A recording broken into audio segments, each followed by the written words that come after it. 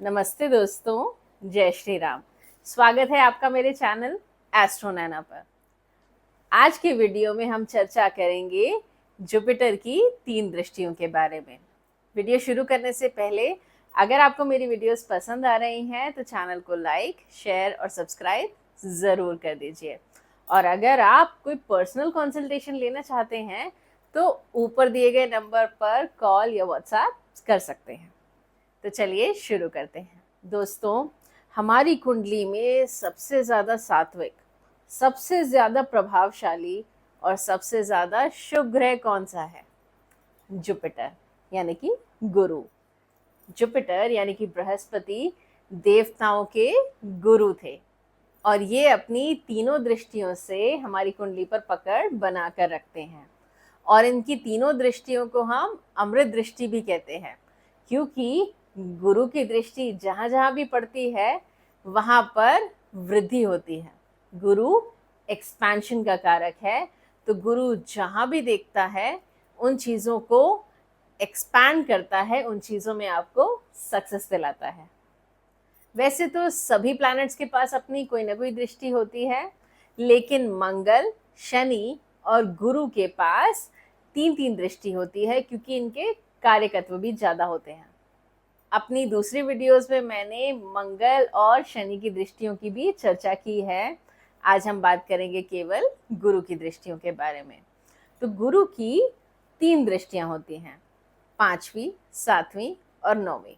और अगर आप ये जानना चाहते हैं कि आपकी कुंडली में गुरु की दृष्टि कहाँ पड़ रही है, तो आपकी कुंडली में आप पहले लोकेट कीजिए कि गुरु कहाँ पर बैठे हैं। जहाँ पर भी गुरु बैठे हैं वहाँ से आप काउंट करना शुरू करेंगे। याद रखिए, पहला भाव वो होगा जहाँ पर गुरु स्वयं बैठे हैं। तो आप काउंट कीजिए, पहला, दूसरा, तीसरा, चौथा, 5वां। तो यहाँ पे गुरु की 5वीं दृष्टि पड़ेगी।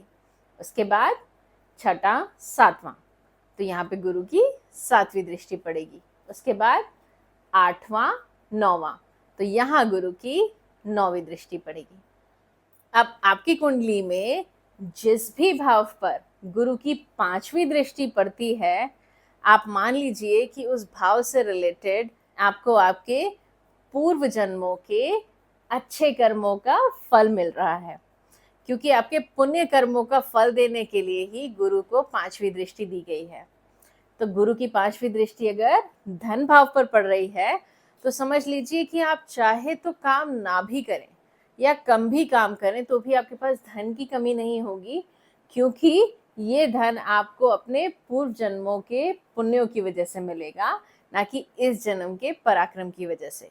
तो इसका मतलब है कि गुरु की 5वीं दृष्टि जहाँ भी पड़ेगी उस भाव में अपने आप ही वृद्धि होगी, चाहे आप कुछ करें चाहे आप ना करें। अगर गुरु की 5वीं दृष्टि पंचम भाव पर पड़ रही है, यानी कि आपके बच्चों के भाव पे, तो अपने पुण्य कर्मों की वजह से आपको बहुत ही अच्छे बच्चे मिलेंगे।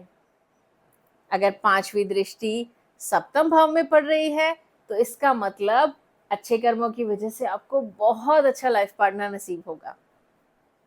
अगर छठे भाव पर पड़ रही है तो बहुत अच्छी जॉब नसीब होगी।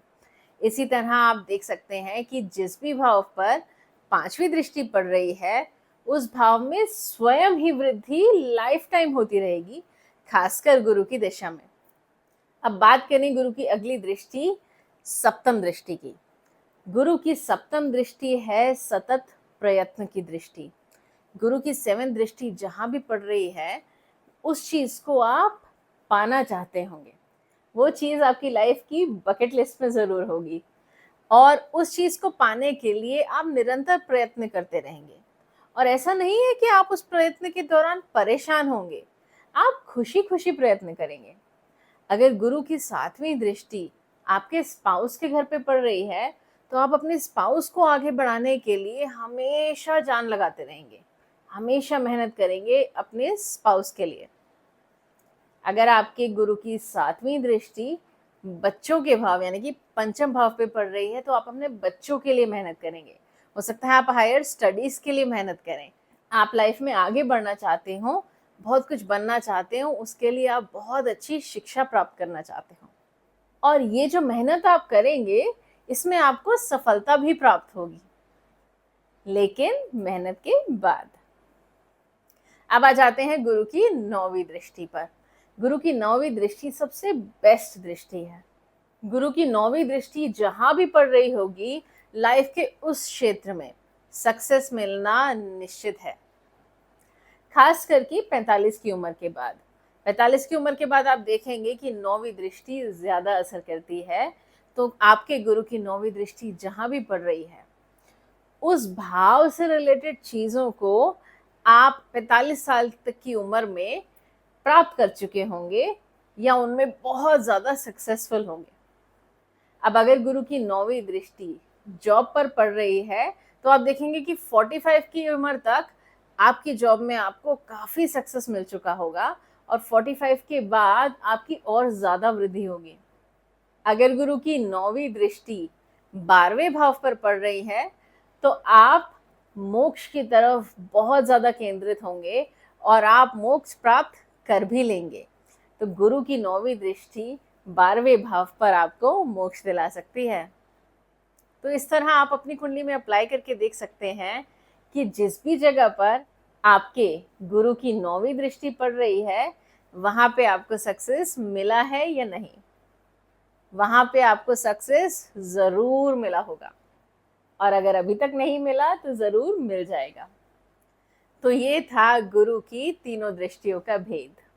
अगर आपका इस विषय पर कोई और सवाल है तो आप मुझसे कमेंट्स में पूछ सकते हैं, और मुझे ये भी बताइएगा कि आप अगली वीडियो किस विषय पर देखना चाहते हैं।